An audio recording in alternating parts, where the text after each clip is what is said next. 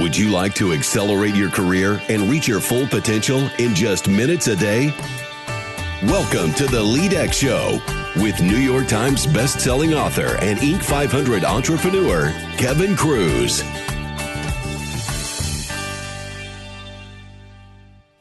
Hello, everyone. Kevin Cruz here, and welcome to the 100th episode of the LEADx Show. It's a milestone episode for us, and when I thought about how to make it special, I considered doing some behind-the-scenes stuff. I considered inviting some listeners onto the show, but then I realized I can serve you best by bringing on an amazing guest for us to learn from. And in just a minute, we're going to talk about leadership lessons from the Miracle on the Hudson. But first, I want to say thank you for all your support. You believe in lifelong learning. You believe that to achieve more, you must become more. You believe that leadership in all its forms is the key to making an impact. Please tell your friends the LEADx Show is the smartest way to start your day. I am so excited to introduce today's guest. He pursued his childhood love of aviation and learned to fly at age 16. He graduated from the US Air Force Academy, served as a fighter pilot in the US Air Force, flying the legendary F-4 Phantom. After leaving the Air Force, he became a commercial airline pilot and received international acclaim on January 15, 2009, when he and his first officer and flight crew safely guided US Airways Flight 1549 to an emergency water landing in New York City's Hudson River. This after it lost both engines to a bird strike. 155 lives were saved that day, and he would later be portrayed by Tom Hanks in the film version of this amazing event. That film was directed by Clint Eastwood. Today, through keynote speeches around the world, he teaches how to achieve the highest levels of performance, reliability, and safety through effective crisis management, continuous learning, and leadership. He is a New York Times bestselling author of 2 books. His second book was called Making a Difference, and his first book was his autobiography, originally titled Highest Duty, but it was republished with the title Sully. Our guest is Captain Sully Sullenberger. Welcome to the show, Captain Sullenberger. Thank you, Kevin. Great to be with you and your audience. Now, I've just given your official introduction, but just to paint a more personal picture, I'm curious, do you and your wife, Lori, still live in the San Francisco area? Yes, been here, 35 years, twice as long as I've lived anywhere else. Wow. I grew up in North Texas, but I lived all over the country during my Air Force service. But, the West is where we call home. Hopefully you're spending more time at home now than when you were a commercial airline pilot. I still travel quite a bit now as a passenger on commercial airlines all over the country and the world. So I've been on both sides of that equation. I feel your pain. I know when you wrote your first book, you talk a lot about your daughters, Kate and Kelly, and they were teenagers at the time, but they've got to be in their early 20s now? Oh, gosh, I hate to be one of those parents who brags, but we're so fortunate. They're in their early 20s. They're both in graduate school. The younger one also has a full-time job that she's able to do while she goes to grad school. They're following their passions. I think they, like me, were so fortunate to find their passion in life so early. I knew at 5 I wanted to fly, and my older one's going to be a veterinarian. She's in vet school now.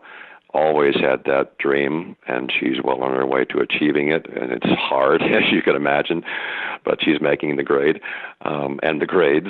The younger one is passionate about education, and in particular public policy and leadership in education, and so she's pursuing that. And so we couldn't be happier that they've turned into the people that they have become. And they're a lot of fun to be around. That's great. I've got 2 daughters myself, and it's nice to see. I always say, I'll measure my own success when my girls are grown and older and on the right path. So you're obviously doing something right. Well, I think that a part of that is just who they are, but I hope that we've modeled enough good behavior and given them the support and the guidance that they need at the critical moments that they have really blossomed. That's great. Now, Captain Sully, we're going to talk about crisis management and leadership in just a minute, but I always ask our guests on the LEADx show the same first question, which is, will you share with our listeners a time when you failed and what did you learn from it? Because we want to learn from that failure too. I'm going to give you 2 examples, actually, a professional one and a more personal one. Years ago, when I was an Air Force fighter pilot, in the aftermath of Vietnam during the Cold War, and we were flying our training missions at very high speed at ultra-low altitudes, practicing how we would defend Europe from a Soviet invasion. Even in peacetime, in that environment where you're flying in formation at 600 knots at 100 feet above the ground, sometimes success and failure, life and death is measured in seconds and in feet. And on one early flight, as we were doing this very low level, very high speed flight training, I got too close to the ground. It was a ridge crossing where we were trying to maintain a certain altitude above undulating terrain to simulate staying below Soviet radar where we couldn't be detected and attacked.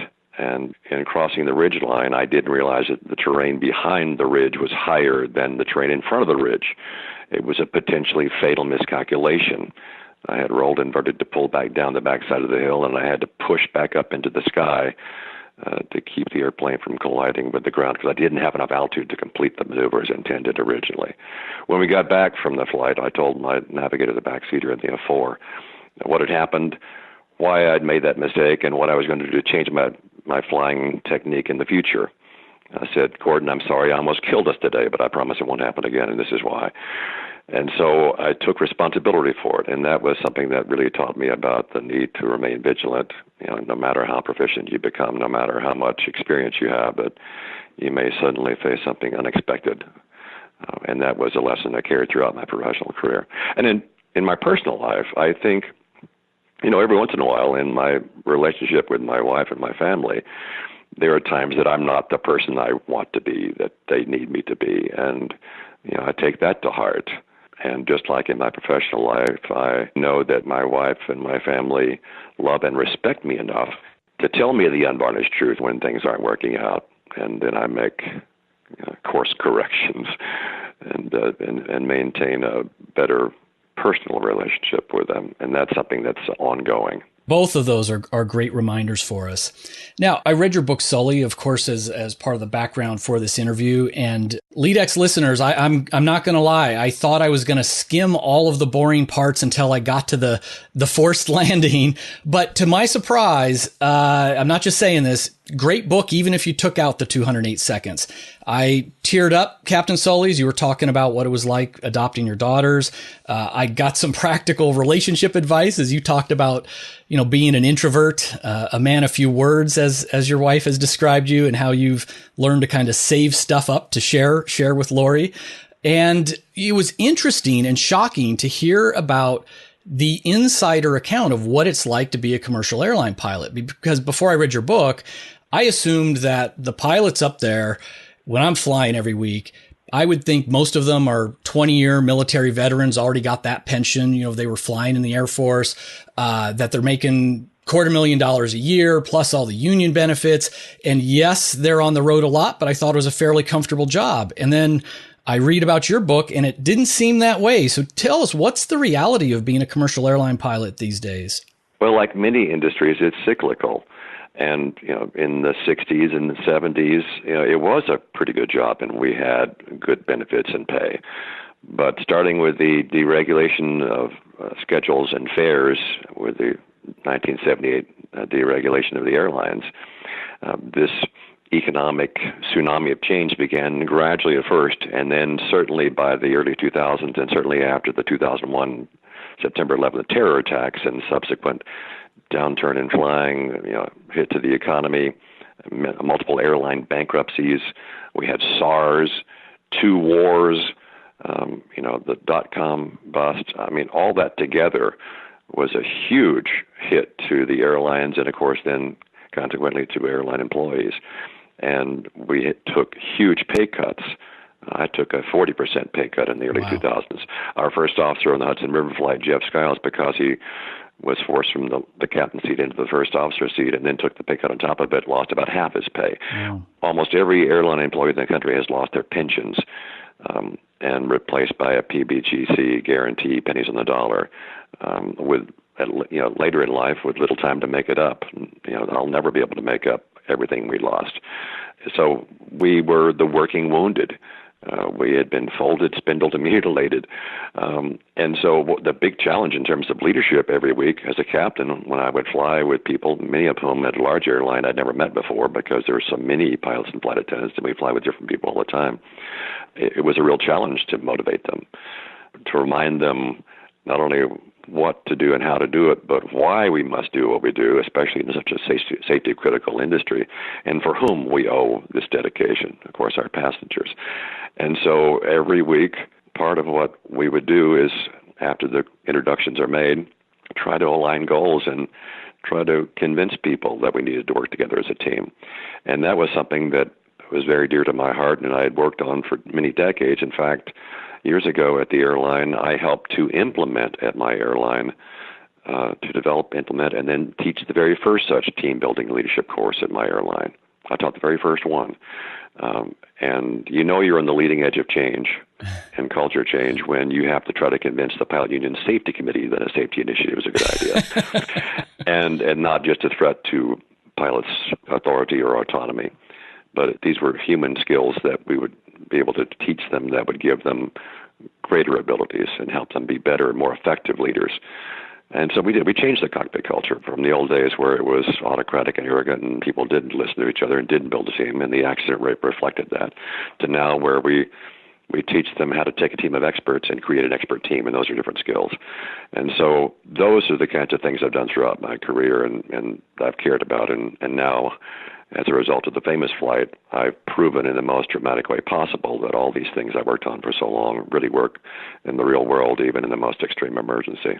And Captain Sully, I want to come back to the famous flight in just a second. But before I do that, you talked about those hard years and that tough culture where everyone felt they were beaten down by circumstances. Those are your words. And yet you also talked about, on a personal level, you would still run down the steps and look for the lost stroller or use your personal phone to place a phone call to help a passenger.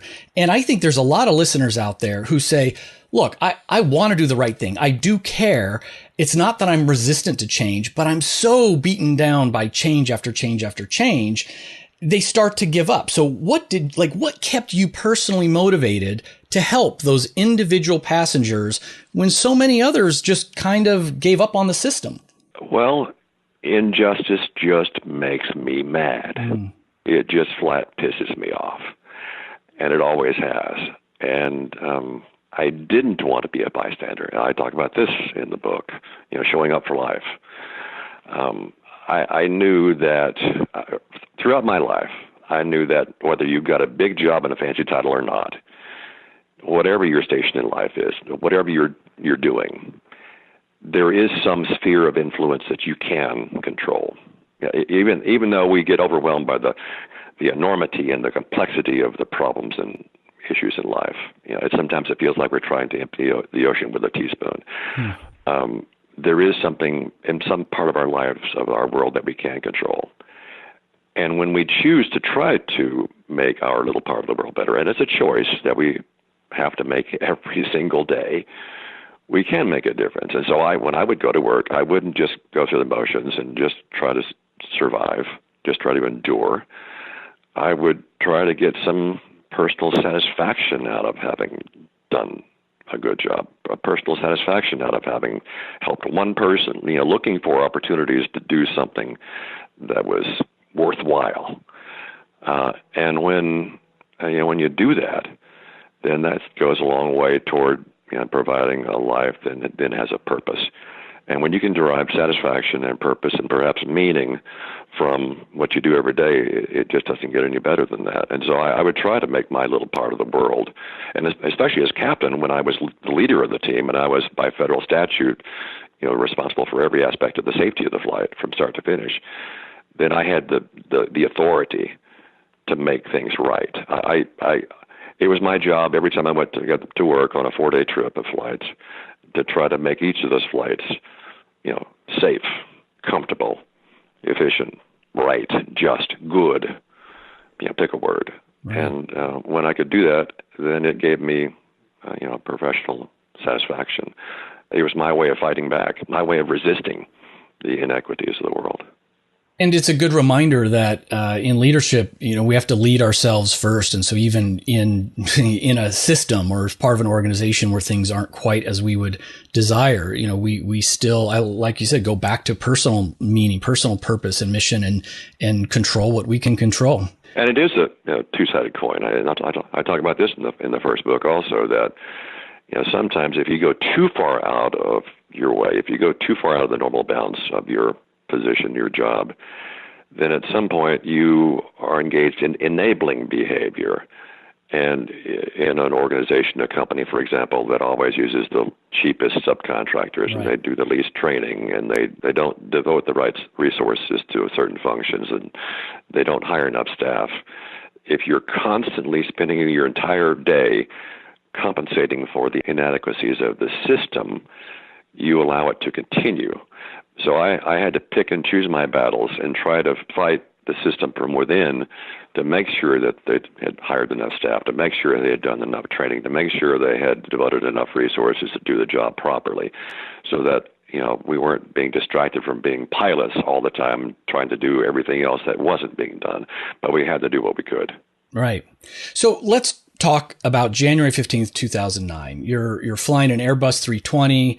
It's cold, but a very clear day, supposed to be going from LaGuardia to Charlotte. Jeff Skiles, your co-pilot, and 100 seconds after takeoff, just under 100 seconds, less than 3,000 feet off the ground, you run into a flock of geese. They take out both engines. And you wrote, when we struck them and the engines were damaged, I knew in that moment that it was going to be a life-changing event. I knew it was going to be the hardest day of my life, the biggest problem I would ever have to solve. But I was confident I could solve it. I never thought I would die that day.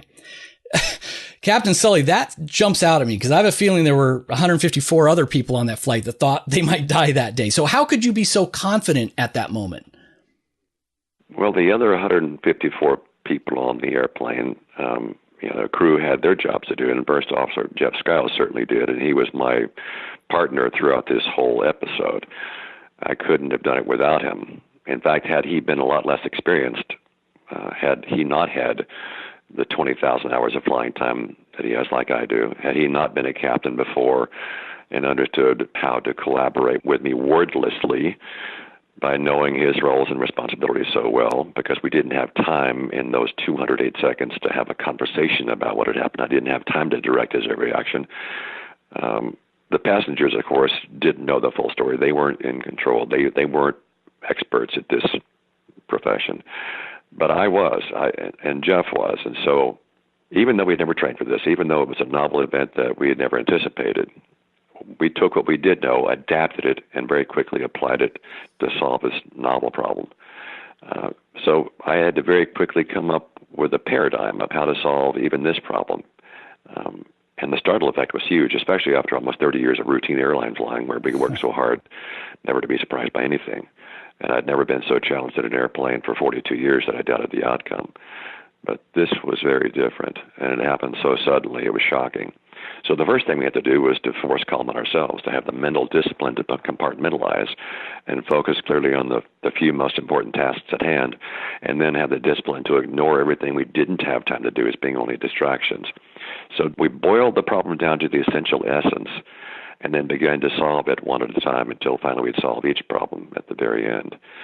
But we didn't have time to do everything, and much of what we did we had to do later in the flight because there wasn't time to do it earlier in the flight. But we flew the airplane. We began to take the first two remedial actions. Within 2 seconds, I turned on the engine ignition and started the APU. So we reacted very quickly. I knew inherently there were only three options: two runways that might be reachable, but it turned out with the reaction time were not. And the only other place I knew from experience where we could even attempt to land an airliner was the Hudson River. Now, you make, the way you just described that makes it sound like that was the obvious or only choice. But you also just talked about you had almost 20,000 air miles of experience. Jeff did too. And not all pilots have that much experience. In fact, I also learned from your book that the regional pilots, I think you can become a commercial airline pilot with as little as 1,500 hours. Is that right? Actually, a bit less than that if you've done certain things. If you're a former military pilot, you have credit for some of that time. You can have less than 1,500 hours. If you go through some of the accredited aviation university schooling and training, you can get some credit for some of that. But the overall requirement now is 1,500, which is up from the unbelievably insanely low previous minimum of 250 hours. But even now, some in the regional airline industry are lobbying hard in Congress to try to weaken even those minimum standards to provide credit for other non-aviation activities, things like watching videos in a hotel ballroom or going to a non-aviation college and getting a degree of some sort. But there's no substitute for actual flying experience in the real world. It's through that kind of real-world experience that one develops the judgment and this paradigm I'm talking about how to set priorities even in unforeseen situations and how to solve any problem in an airplane, which is really the ultimate challenge in being an airline pilot, is never knowing over a 30-year career when or even if you might face some ultimate challenge or what it would be or how you would handle it if it's something that's never been done before. So that's the kind of mastery that must be present in every pilot seat and on every flight on every day. And just back to the Hudson decision, I'm curious on that day, if you took a random sampling of 100 other US Airways pilots and put them in that same situation, I can't imagine that all 100 would have made the same decision, right? Like, what would be your guess? How many would choose to turn back or maybe to go into New Jersey? And how many would say, oh no, the best thing is to forget about the aircraft and we're going into the Hudson? There's no way to know, but I'm confident that many of my colleagues would have done something similar, would have found their own way to solve this problem. But, we can't unring the bell. We can't go back before this event happened. And now that it's happened and now that we've seen at least one way to do it, I think that influences people's thinking about it. So that's an unanswerable question other than to say I'm confident that aviation professionals have that same skill, that same dedication, and could find a way. When you listen back to the cockpit flight recorder, you say it's a fascinating sentence. You say that when you listen back, it was awful and beautiful at the same time. And you've talked a little bit about the beauty of the communication with Jeff that wasn't always spoken. There wasn't time. And to me, the most amazing, from a leadership perspective, most amazing part of that recording, it happens at 3:30 and 21 seconds. You ask a simple 3-word question. So tell our listeners about that question you asked right before the landing. I'm very impressed that you picked that out. You see, that to me is one of the more noteworthy things about this whole episode, this whole flight. Right before the landing, I asked Jeff a question. I said, got any ideas? Now, some reading that think it was a flippant remark, although people who know me well probably doubt that I'm even capable of a flippant remark. But what I was asking him, and Jeff understood clearly in that context, I was saying essentially, I've done everything I can think of that will help us. Is there any other action we can take? Is there anything else you can think of that would help us be more successful, even by a fraction? And Jeff's answer was, actually not. And he answered just that way, but it wasn't that he was being insouciant. It was not that he was resigned to some ineluctable fate. Far from it, we were fighting to the very end to save the life of everyone on board. He answered that way because he knew that we had done all that we could. The fact that we could have that exchange right before the landing is one of the most remarkable things about this flight and this crew. And it's an indication of how deeply internalized our, not just the technical flying skills, but the human skills, the leadership and team skills that I used to teach.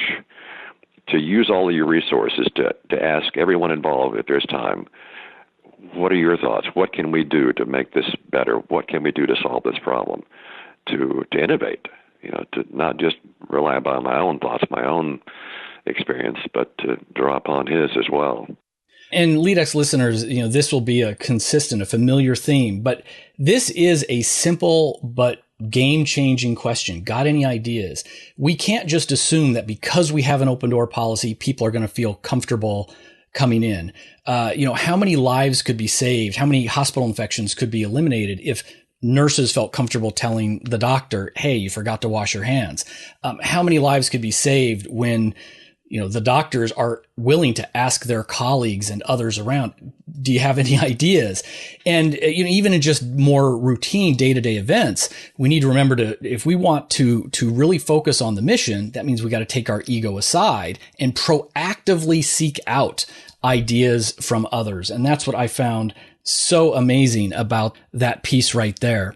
And Captain Sully, most of us are never going to face a life and death crisis the way you did, but you wrote that recently, if there's one thing we know about business, it's that the unexpected does happen. It might not be life and death, but the unexpected does happen. And you say it's not necessarily the technical skills that are going to get us through it, but these human skills. You don't like the term soft skills. So tell us even more about that. You're exactly right. And these skills, to my knowledge, are not being taught very much, certainly not in our business schools. And I've talked to a lot of medical audiences too, just as you indicated. These soft skills, these human skills, I would say, have the potential to do even more good than technical skills can. It's all about creating the proper environment. Leadership is responsible for creating a culture in which we all can do our best work. It's a matter of setting priorities. It's a matter of checking your ego at the door. Left unchecked, while even though an ego can be a powerful force, driving energetic force for good, left unchecked, you run the risk of walling yourself off to the communication, the innovation of others, and having to rely on your own thoughts, your own ideas. So part of what a leader must do is make it psychologically safe, as you say, to be able to raise important questions.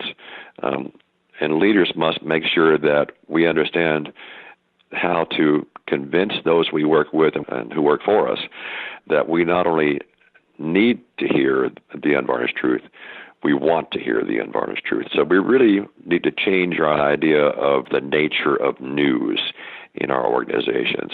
We need to tell everyone, and through our actions model this behavior, that there's no such thing as bad news. That really the only bad news is news that is not acted upon effectively in a timely fashion. And that it's, as we would say when I was teaching the team building course at the airline, among crew members, even the most junior flight attendant should be able to speak up to a captain about an important safety issue. And it's not only his or her right to speak up, it's his or her responsibility to the team, to the mission, to the crew, to the passengers to speak up. And we make it not about who's right, but about what's right. That's important. So what we do is we help to create a shared sense of responsibility among all the team members for the outcome in which everyone can't participate. So we flatten the hierarchy to a more appropriate level. We open channels of communication. We encourage input, time permitting. And those are skills that each of us can learn, no matter what you're doing, whether it's at business, at work, at school, or at home. Each of us can learn these techniques. They're transferable. And so much of what we've done in aviation is transferable to other domains. And I talk to a variety of audiences around the world, as diverse as nuclear power operators to financial risk managers, health caregivers, and others. And the more I do that, the more I learn about other domains, the more similarities I see. Because what we're all trying to do is to improve human performance in these organizations that all involve inherent risk. Well said. Well said. Now, I know we've come to the end of our time, but before we wrap up, I always challenge our listeners to become a little bit better every day, do something different today. So I'm hoping you'll give us a challenge. What do you want to ask us to do today? Well, I'm actually going to give you two challenges. In this fast-paced world in which it seems like the pace of change is only accelerating on a daily basis, often we are tempted just to respond immediately to what's ever in front of us, to just react. But if we as leaders and team members set aside some period of time every day, perhaps a half an hour or an hour, to free ourselves of distractions, to open our minds, to maybe even go outside for a run during lunch and not just react to whatever's immediately in front of us, to the email, to the text, we have the ability to creative reserve. And when we have a creative reserve and not just fully committed to whatever's right in front of us, not just reacting, we can sometimes come up with the insights, the framing of a question in such a way that we come up with a solution we wouldn't have thought of otherwise. That's certainly been true for me. If I get outside and just change my environment, get away from my desk, and broaden my perspective, and not just focus on what's right in front of me, I can often think of some unique thought, some creative way, some innovative way of doing something I wouldn't have come up with otherwise. And the second challenge I would give you is a more important and a more immediate one. Also because of our electronic devices and our perceived need for immediate responsiveness in our world today, we respond immediately to our electronic devices anytime they send us a stimulus. And we should not do that when we drive. Right now, for the first time in decades, traffic deaths are on the increase. I'm convinced it's largely due to distractions from personal electronic devices while we're driving. The single most effective thing that each of us could do right now, today, to stop that trend is to turn off, to mute, to put away our phones when we drive and do what we did 10 or 15 years ago. Wait until we get there to find out what's going on. Put our own needs aside, delay our gratification, delay responding to our need for curiosity for a few minutes, and that little gift of civic virtue would save thousands of lives in this country alone every year.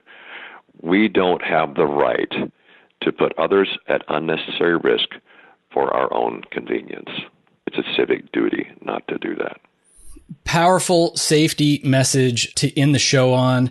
LEADx listeners, there's an old saying, there are bold pilots and there are old pilots, but there are no bold old pilots. Our guest today was forced to make a bold decision and to execute a bold landing. And with his crew and first responders, he saved the lives of 155 people on board. Captain Sullenberger, thank you for your dedication to airline safety and safety in the broader spectrum then and now. And thanks for coming on the LEADx show. Kevin, it's been my privilege. And let me tell you and your listeners, in that regard, I'm not done yet. The best is yet to come. All right, friends, you've just learned how to lead during crisis from Captain Sully Sullenberger. You can get his books, Sully and Making a Difference, from Amazon.com or your favorite bookstore. Also visit SullySullenberger.com or like his Facebook page to keep track of what he's up to. You can also get my totally free ebook, Richard Branson's 7 Secrets to Leadership, at leadx.org/Branson. Thank you again for joining me on this very special 100th episode of The LEADx Show. Until next time, remember, leadership is not a choice, because leadership is all about influence. You influence people with your words and actions, but also with your silence and when you choose to be a bystander. We are influencing others, we are leading all of the time. How will you lead today? Hey, LEADx Nation, Kevin Cruz again, back in the studio now. And this is for all of you hardcore folks who want to see a little bit behind the scenes of what's been going on and why I say I'm a little disappointed in my interview with Captain Sullenberger. I'm excited to have him on the show, and I enjoyed the conversation. But I can't lie. I'm a little disappointed. So here's why. I was really excited for this interview. We had scheduled an hour with him. I probably put 100 hours of prep time. I read his books. I've read, dozens and dozens of interviews, of course, the movie, all this stuff. And unlike our normal short format show, this was going to be one where I could go deep. We had the time to do it. This would be in the style of a Tim Ferriss, a James Altucher. They're known for doing deep dives with their guests. And a lot of you have said, hey, you appreciate the short commute talks, but with some of the guests, you wish you had more.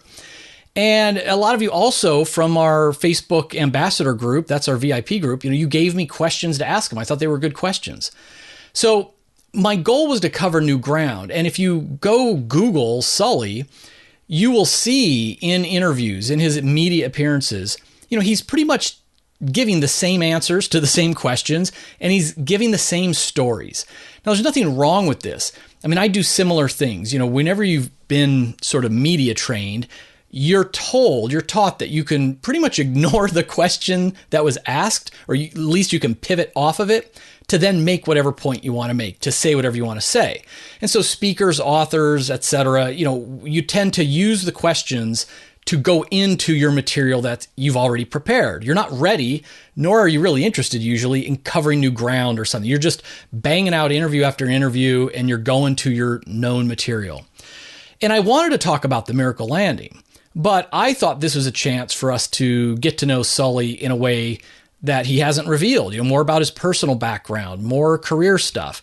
What's the cost been to him and his family?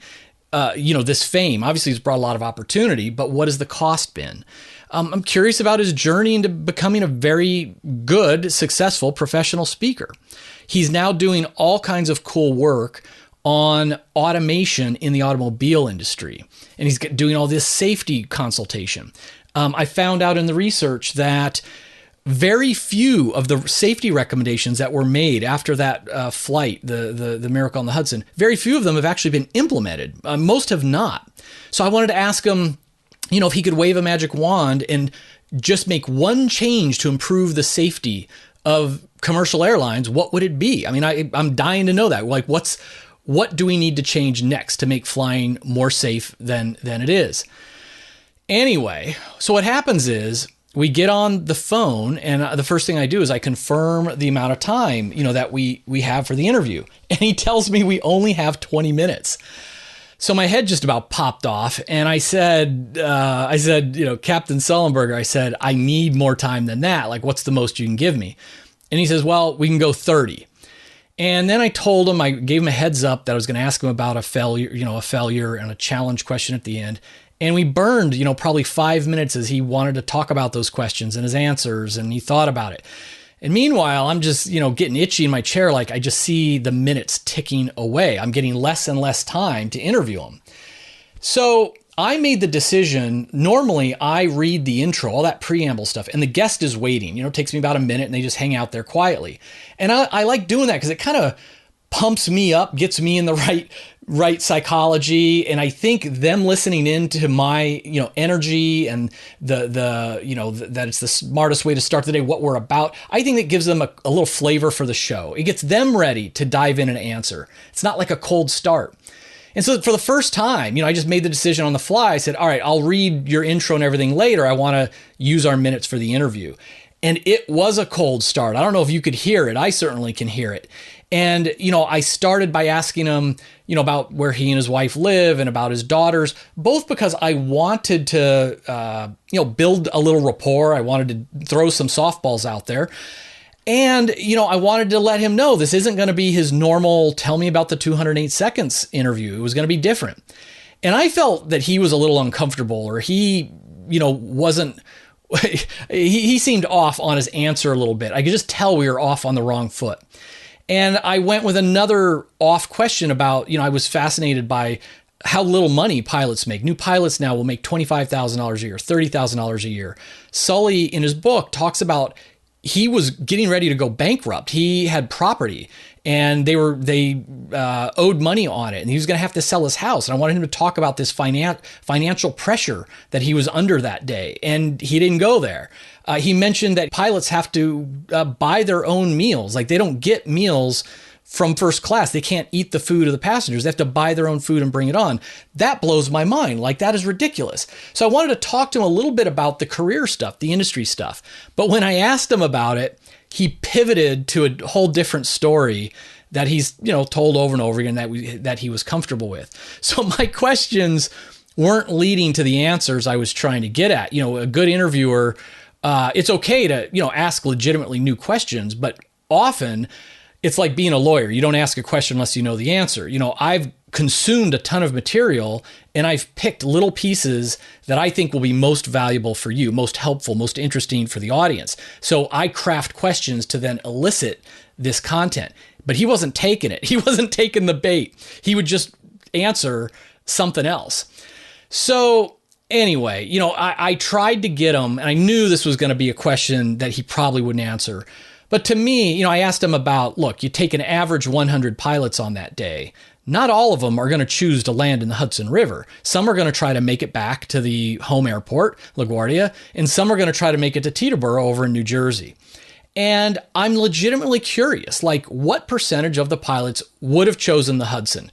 Sully says it's pretty much like he kind of knew, like it was, he's still certain that was really the only choice.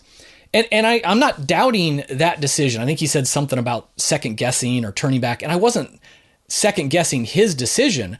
I'm curious, like, would only 10% of the pilots made that choice, or would 90%?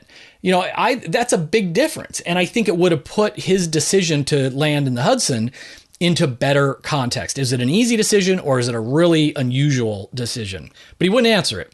The only time I thought, okay, I finally freaking broke through, like I'm finally connected in the way I've sometimes been able to connect, was when I brought up his 3-word question that was really the heart of leadership practice, workplace culture. When he asked, got any ideas?